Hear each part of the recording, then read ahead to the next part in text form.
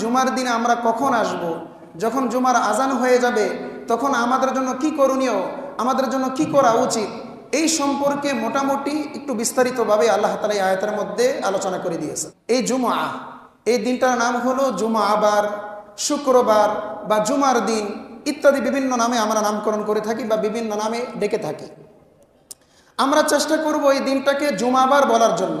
এক নাম্বার হলো ওই শ্রেণীর মানুষ যারা মসজিদের মধ্যে আসে ইয়ালগু, খেলতামাশা করার জন্য, ঠাট্টা বিদ্রুপ করার জন্য, অযথা সময়টা কাটানোর জন্য, বিভিন্ন রকমের কথাবার্তা মশগুল হওয়ার জন্য। সালামটা যখন নাকি ইমাম সাহেব যখন তাকবীরে তাহরিমা বাদে কোন রকম নামাজটা পড়ে সালাম ফিরাইতে দেরি, আবার মসজিদ থেকে বের হতে দেরি নেই।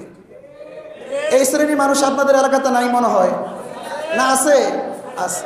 আল্লাহর হাবিব সাল্লাল্লাহু আলাইহি ওয়াসাল্লাম বলেন এই শ্রেণীর মানুষগুলো ইয়ালগু, তার ভাষায়, নবীজি সাল্লাল্লাহু আলাইহি ওয়াসাল্লামের ভাষায়, তারা অযথা